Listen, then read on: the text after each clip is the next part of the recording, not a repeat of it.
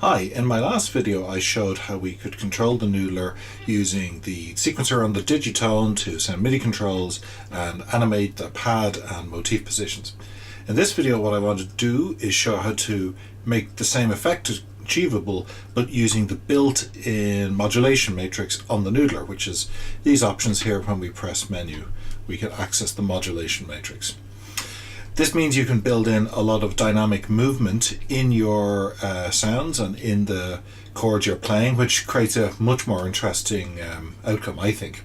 So again, to show you how this is going to work, I have the noodler sending MIDI through its standard MIDI output here, and the USB is just giving power. And I'm going to be sending the MIDI to my Blofeld, which is a multi-part, multi-voice synth, and we're going to be sending 4 different MIDI channels. Channel 1 and 2 are the motifs, and 3 and 4 are the pad and drone. They correspond to various different sounds I have here on the Blofeld. So just to give you an idea of what it sounds like without any dynamic movement, I'm just going to play a short sequence here.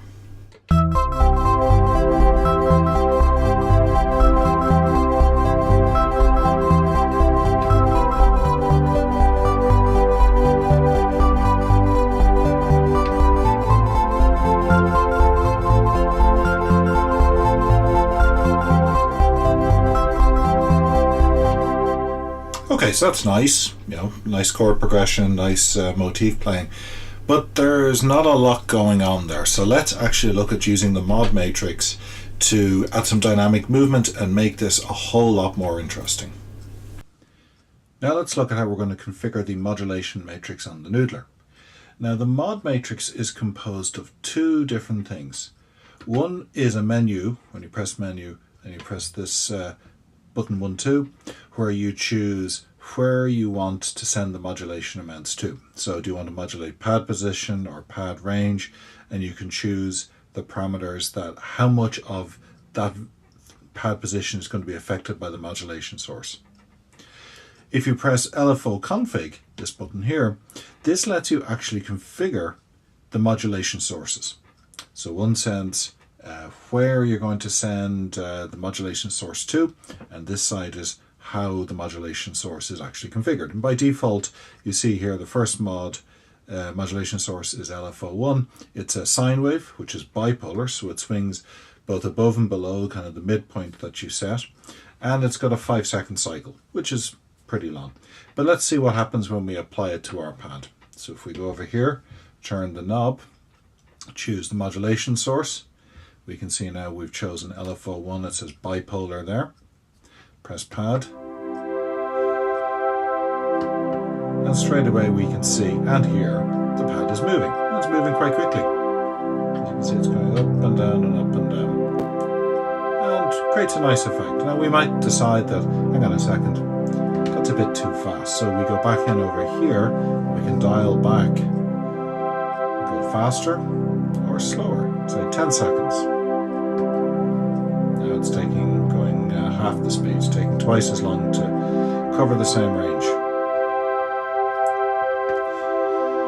If we go into this menu again, you can adjust where is the midpoint, like how much above and below should it go, so we can move back down the scale. And the percentage of variation around that midpoint, 24 to 54 here, is set by adjusting this percentage. Higher percentage, bigger range, smaller percentage, smaller range. So this controls the midpoint at which the pad will lie when the sine wave's at 0, and how much above and below that midpoint it'll go. As you can see here, it's going quite low. I can bring the midpoint up, and I can shrink the range down. Great. Now let's look at a few other options you have for modulation sources. So again, we press menu. Let's go in over here and see what other shapes we have. So as you can see on the screen, we have a sine sawtooth, as well as the sine. We have a ramp up. Now that's a unipolar, which means it'll start at the value you set here, this destination value. It'll go up and it'll go right back down to that value. So let's look at that in action. And what we'll do is we'll set this to cycle every 5 seconds. Actually set it to 3 3 seconds, so it's a little bit quicker and we can see it easier on the screen. You see it goes up and back, up and back, cycles around. Another shape we have is the inverse of that, which is it goes down and back. And then we have square waves, which basically will hop around. Pulse wave, which is an 80-20 wave shape. And random, which can actually be a lot of fun. So if we try random, again, if we go back here, you see the pad is going to jump positions every 3 seconds. So think of it as a sample and hold. Every 3 seconds it's choosing a new random value and applying that modulation amount to jump within this range. Random can be useful actually for kind of really just mixing things up. But for the pad, what I found best is if we use sine waves. So let's just go back to our shape, set it to sine wave. Now, I don't really want to use it in terms of seconds. I'd rather have it tied to the beat. So why don't we go here, and once you go beyond 40 seconds, you can cycle by number of beats. So we'll set it to 16 beats. There. Now what happens is it's tied to the tempo. So 16 clock beats, 1 full cycle.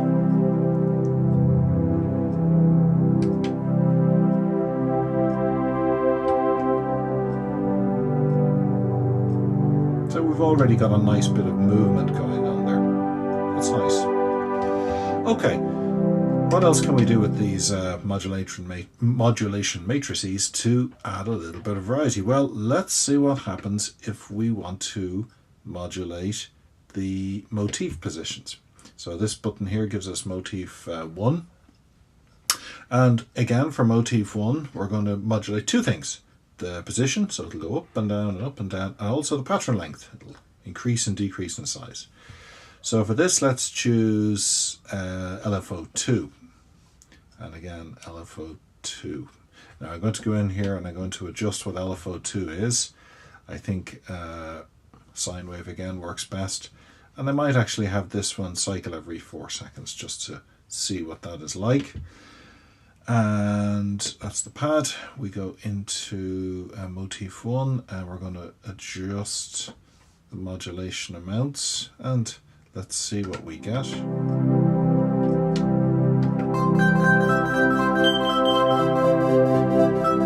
There you can see that motif 1 indicator is moving quite quickly up and down, probably a bit too quickly.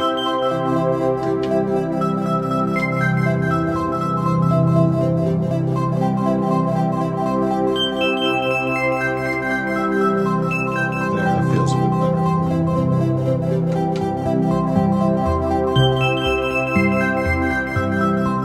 And motif 2 is also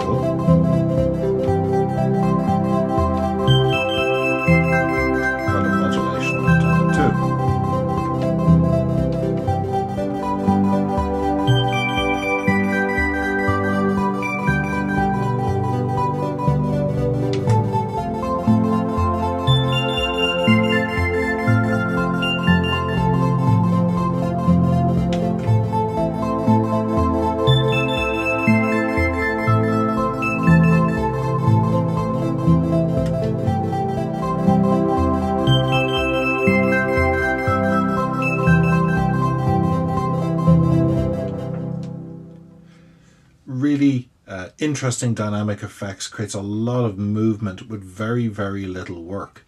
And this is one of the strengths of the Noodlers, applying this mod matrix to these parameters, to the motifs and to the pads and drones, to create some very interesting dynamic movement. Now, I've only scratched the surface of the various modulation types available. Let's go and take a look in a little deeper. So we looked at sine waves, square waves, sawtooth waves, all the standard ones you'd see, but you can actually modulate by the patterns. Let's just take a quick look at what that would do. Pattern 1 here, if we go into the pattern editor, press shift menu, pattern, this is pattern 1. It's basically, that's pattern 3. Let's take a look at pattern 1. It just ramps up over values. And basically that will be setting your modulation amount to each of those values in turn. So you could have very precise control over each of the modulation amounts that you can apply. And you can apply any of the patterns all the way up here to pattern 40. So you can actually have a wide variety of modulation types applied into the parameters. The other thing that's interesting is there are obviously 3 LFOs, and if you go in here, you can actually choose the probabilities that each LFO will trigger. So what this is like is if this was 10%, the LFO1 value will be sampled 1 out of every 10 times. That's 10%, 1 in 10 chance. It's at 100%, so it's always being sampled and always being applied. So you can add even more dynamic movement by setting the LFO probabilities. And finally, if we go over here into the mod matrix menu again, not only can you choose LFO1, LFO2, or LFO3 as your modulation source, there are predefined modulation 1, 2, 3, 4, and 5, all of whom are pre-canned inside the noodler as like fixed in terms of what they give. So for example, modulation 4 is random values over 8 beats. And that's not all. You're also able to modulate using MIDI input. So you could, using velocity, pitch bend, mod wheel input, or aftertouch, you can modulate using those. So if you had a keyboard with those features attached, you can use that as a modulation source too. Really powerful set of modulation sources. The modulation matrix itself is very configurable, and you can get an awful lot of interesting sounds and have a ton of fun. Thank you for listening. I hope you enjoyed it. I hope you found this useful. If you have a noodler, and if you don't, feel free to use the link in the description to buy one. And please subscribe to my channel, as I'll be digging into more noodler features in coming videos. Thank you.